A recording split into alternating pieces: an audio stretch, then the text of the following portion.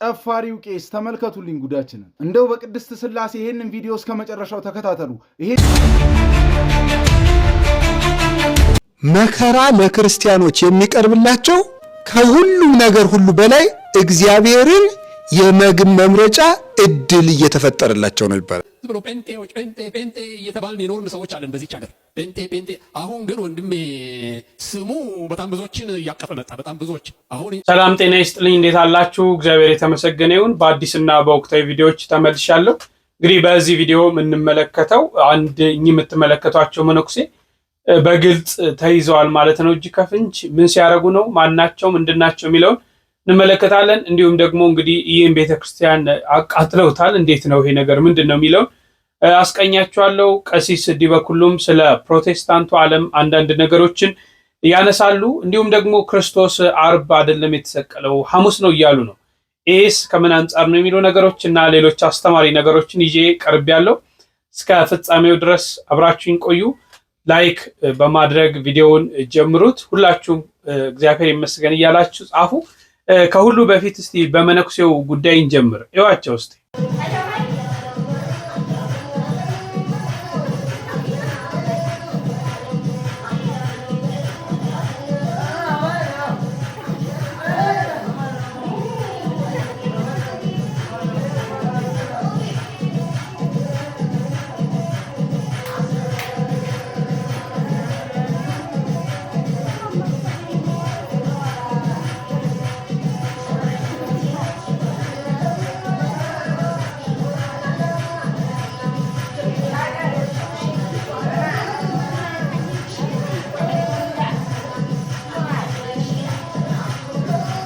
ለተመለከታችሁት ነው። እጅግ በጣም የሚያሳዝን ነው። ምን ያህል ደረጃ እየወረድን እንደምንሄድ እዩት። እንግዲህ እኚህን መነኩሴም አይደሉም። እውነት ለመነጋገር የምንኩስና አለባበስም እንደዚህ አይነት አለባበስ አይደለም። ቤተክርስቲያን እንዲህ አይነት ነገር የላትም። ምን አደረጉ? የቤተክርስቲያን በድሮ በመጠጥ ነበር የሚደረገው። አሁን ግን ያንን የመጠጡን ኃይል ተዉትና ለስላሳ ያጠጧቸዋል። ሰውየው ማለት ነው። ለስላሳ አጠጥተው በለስላሳም ይጨፍራሉ። ጭፈራ ይወዳሉ። ዘፋኞች ናቸው ለማለት ለስላሳ አጠጥተዋቸዋል ማለት ነው። ሰውየው እንግዲህ እንደምትመለከቷቸው እብድ ነው የሚመስሉት። እንኳን የቤተክርስቲያን ወዙም የቤተክርስቲያኑ ምንም የላቸውም። ተመልከቱ። ስለዚህ እኚህን ሰውዬ እንዲህ ያደረጉ አሁን ቤተክርስቲያኒቷን ለማሰደብ ነው። እመለስበታለሁ። ሁለት ሐሳቦችን እንመልከት። ወንድማችን ያነሳውን እዩት። ጨፋሪው ቄስ ተመልከቱልኝ ጉዳችንን። እንደው በቅድስት ሥላሴ ይሄንን ቪዲዮ እስከ መጨረሻው ተከታተሉ። ይሄ ሰው ማን እንደሆነ ነግራችኋለሁ።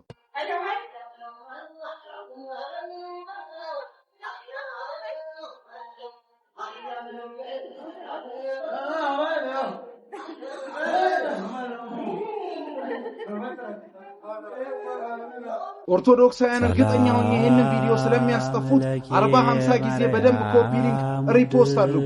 በተዋህዶ ሃይማኖታችሁ የማታፍሩ ኦርቶዶክሳውያን ኮሜንቱን ኦርቶዶክስ ነኝ እያላችሁ አጥለቅልቁ። እንዲህ ይላል የማቴዎስ ወንጌል ምዕራፍ 7 ከቁጥር 15 የበግ ለምድ ለብሰው ከሚመጡባችሁ በውስጣቸው ግን ነጣቂ ተኩላዎች ከሆኑ ከሐሰተኞች ተጠበቁ ይላል። ብዙዎች ይሄንን ቪዲዮ ሜንሽን አረጋችሁኝ፣ ብዙዎች ይሄንን ቪዲዮ ላካችሁልኝ።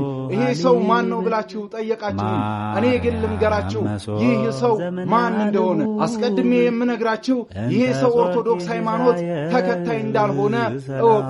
ላይ እንደተነገረው የበግ ለምድ ለብሰው ከሚመጡባችሁ ተጠበቁ።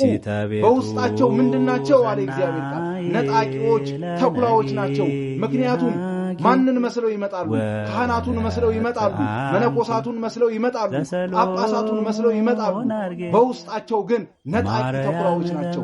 የሚበሉ ናቸው፣ የሚያስበሉ ናቸው። እንደዚህ ለብሰው ቤተክርስቲያንን የሚያሰድቡ፣ ቤተክርስቲያንን ለስድብ አሳልፈው የሚሰጡ ናቸው። እኚህ ሰዎች ግን ይህ ሴራ የመናፍቃን ሴራ ነው። እንደዚህ የቤተ ክርስቲያንን ካባ ልብስ እያለበሱ ቤተ ክርስቲያን ላይ አፋቸውን ሊያላቅቁ፣ ቤተ ክርስቲያንን ሊሰድቡ የፈለጉ የእነርሱ ሴራ ነው። ስለዚህ ይህ ሰው ማን ነው ካላችሁ ፈጽሞ ቤተ ክርስቲያንን የማያውቃት ዲያቆንም ያይደለ ካህንም ያይደለ እንኳን ድቁና ፈጽሞ የቤተ ክርስቲያን ልጅ የሆነ ሰው ነው። ይህንን ወቁ። ናታኔም ወንድማችሁ ነኝ። ለቤቱ አዲስ የሆናችሁ የፕላስ ምልክቷን በመንካት በማድረግ ቤተሰቡ ሰናይ ምሽት በትክክል ቀድሞም እኚህ ኦርቶዶክስ አይደሉም። እናውቃቸዋለን። የኦርቶዶክስ ቤተክርስቲያን አባቶቻችንን ማለት ነው። መጠጥ ቤትም ቢገቡ እንዲህ አይነት ቦታ ቢገኙ ኦርቶዶክስ ይሁኑ አይሁኑ አይታችሁ ትለያላችሁ። አይታችሁ ትለያ። አንድ ሰው ሲመነኩስ ማለት ነው። አሁን ዛሬ ችግር እየፈጠረ ያለው ይሄ ነው እንጂ አንድ ሰው ዓለም በቃኝ ብሎ ሲመነኩስ ገዳም ነው የሚገባው። ገዳም ይገባና በትንሹ 7 ዓመት አመክሮ ይሰጠዋል። አመክሮ ማለት ምንድነው ካልን ሳይመነኩስ ለምንኩስናው ብቁ ነው ወይ ይበቃል ወይ ችሎ መንኩሶ መኖር ይችላል ወይ ብለው አባቶቻችን 7 ዓመት በተለያየ መንገድ ይፈትኑታል።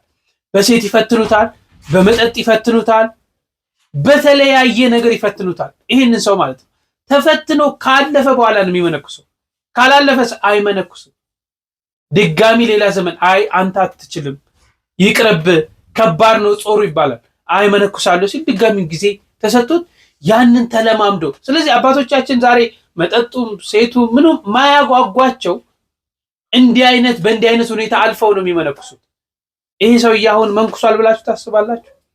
አለባበሱን እንኳን ይዩት። ዛሬ ቤተክርስቲያንን ለማሰደብ ማይኬድበት መንገድ የለም።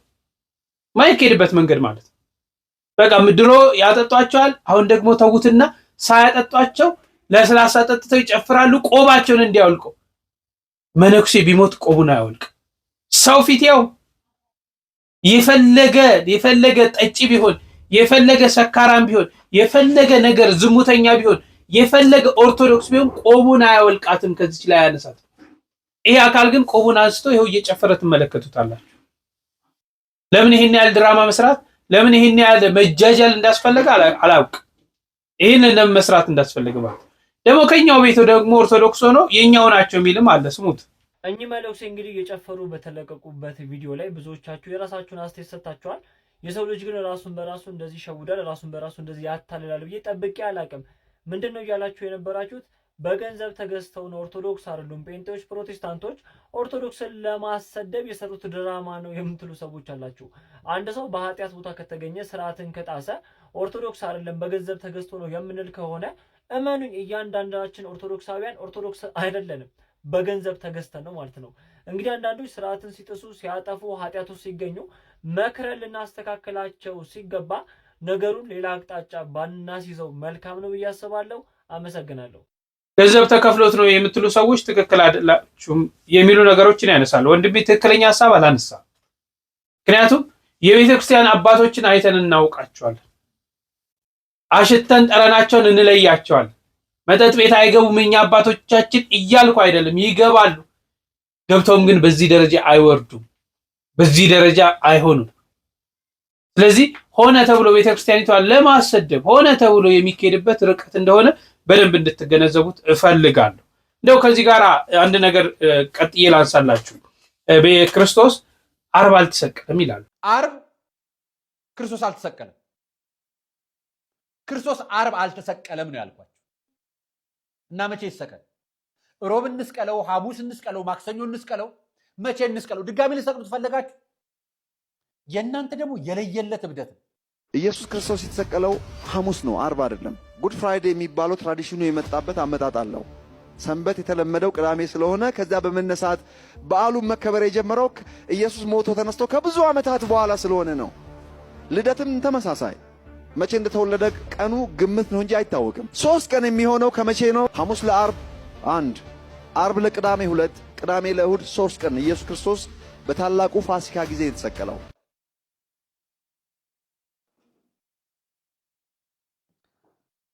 እግዚኦ ማርነ ክርስቶስ።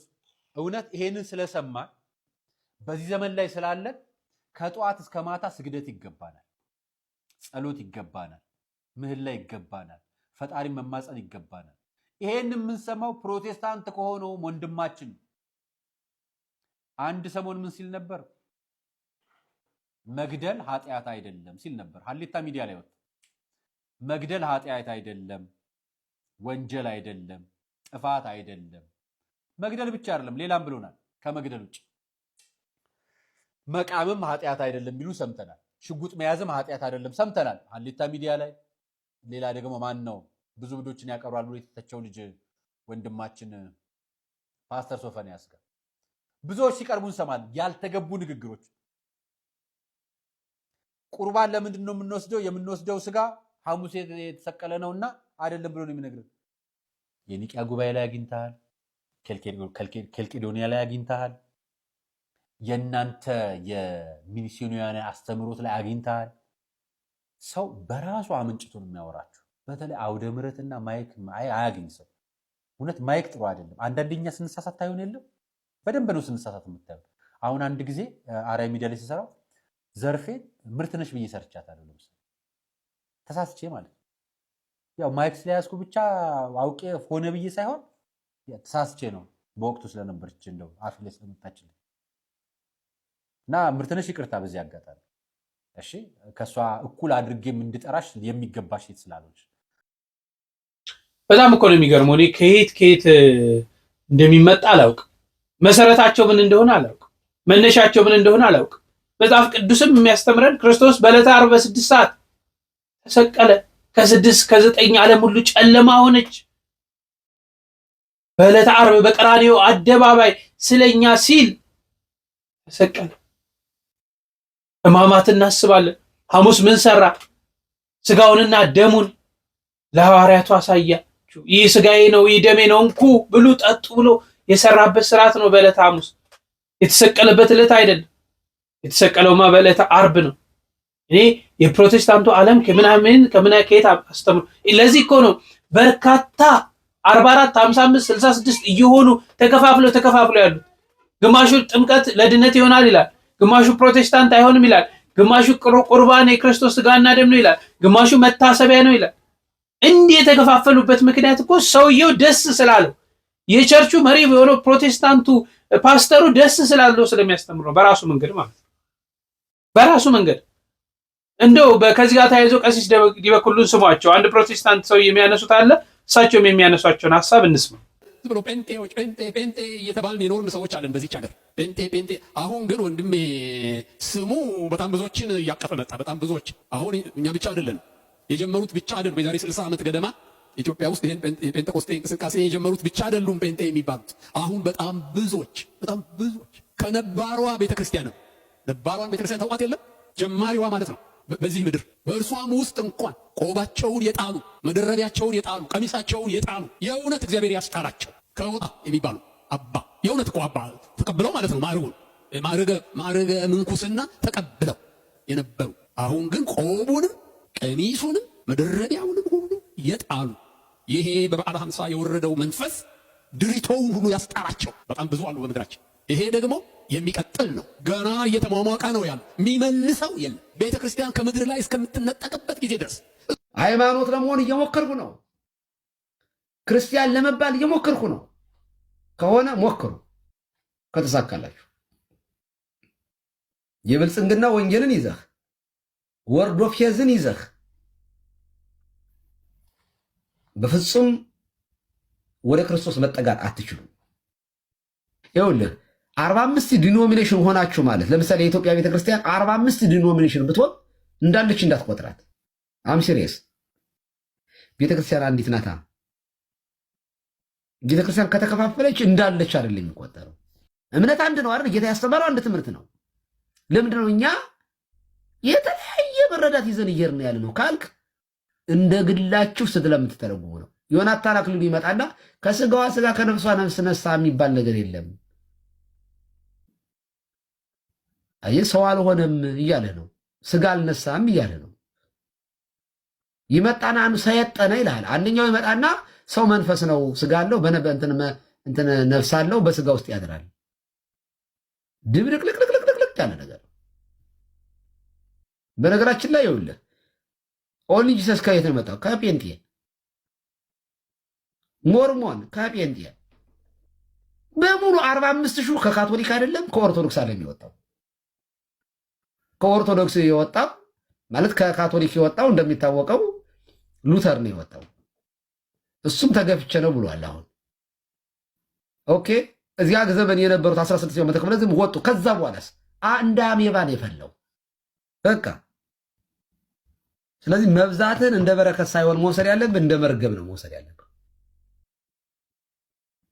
አንለስ አንድ ዲኖሚኔሽን ከሆናችሁ ቢያንስ ይኸው አንዲት ኢቫንጀሊካን ቸርች አለችን፣ ወንጌላዊት ቤተክርስቲያን አንዲት አለችን እንጂ እየተጠማመክ አንዱን እያጠመቀ አንዱን አልዳንም እያለ አይሆንም።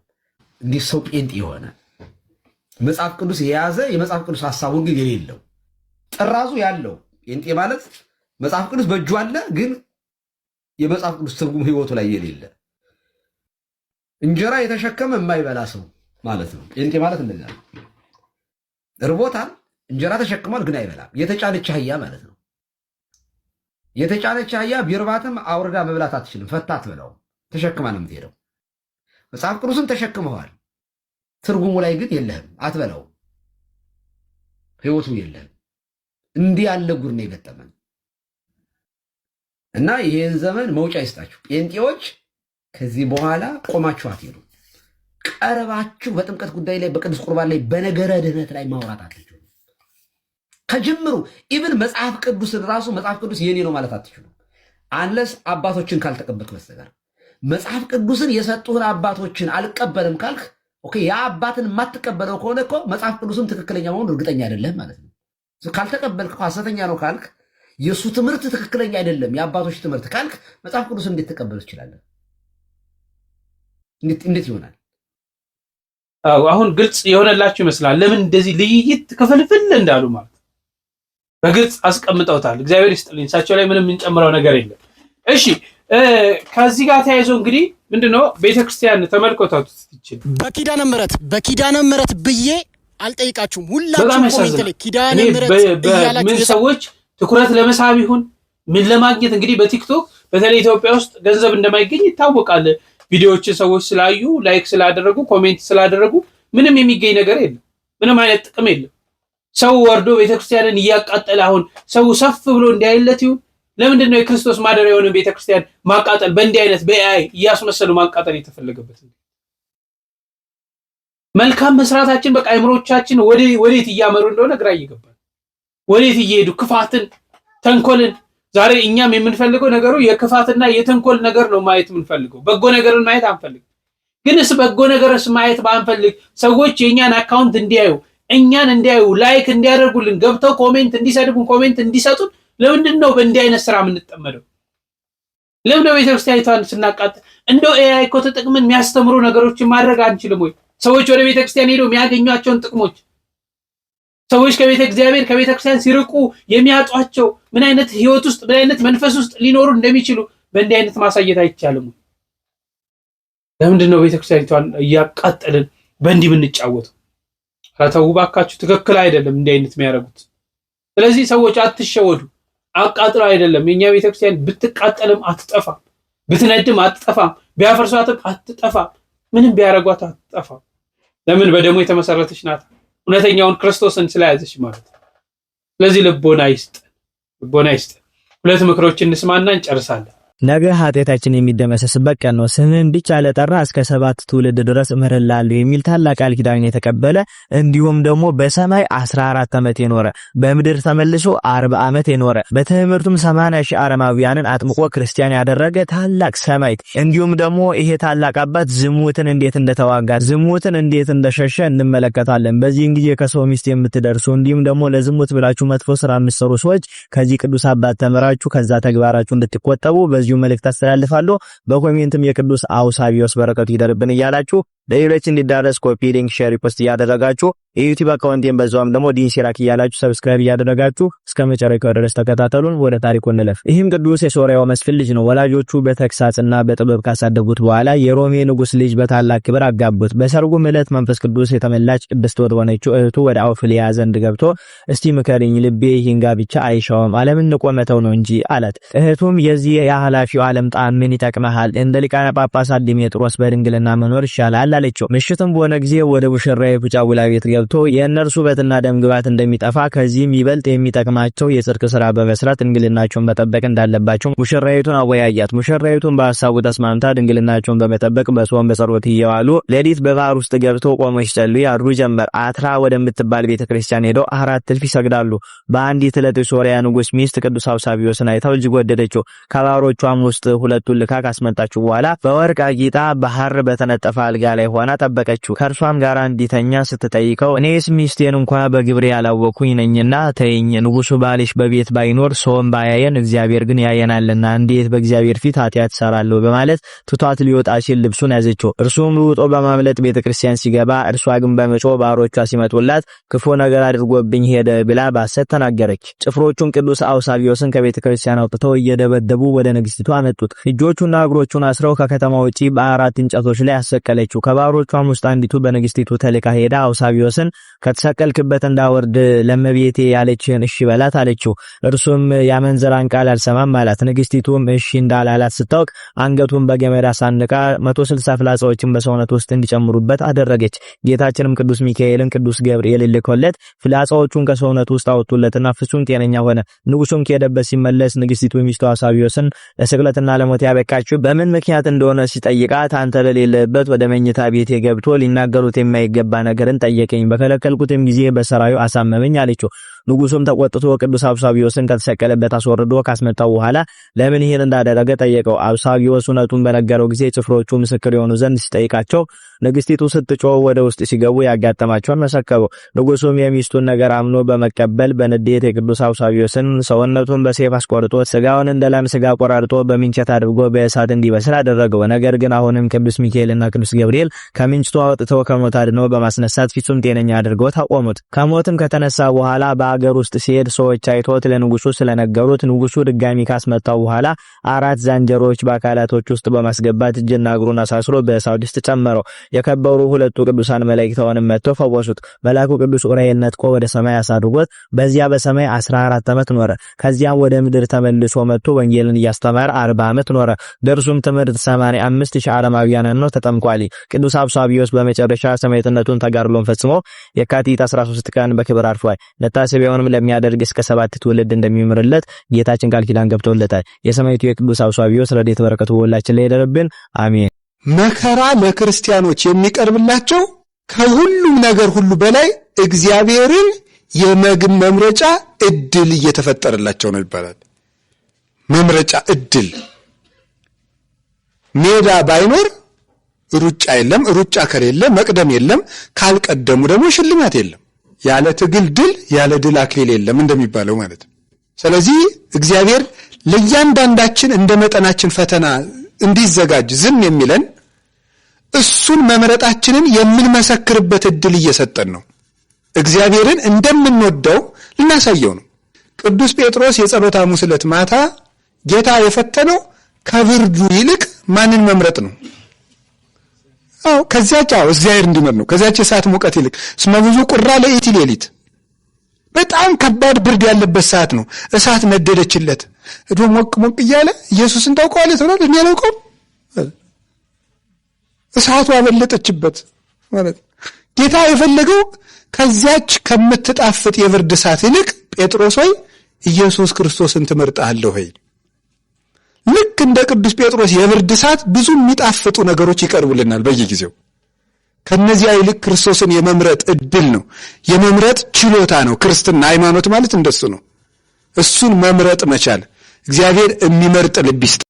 ዳዊት ሰው እስከ ማስገደል የደረሰው ኃጢአቱን ለመሰወር ነው እና መጥቶ ገለጠበት። እግዚአብሔር ሲገልጥበት ምን አለ?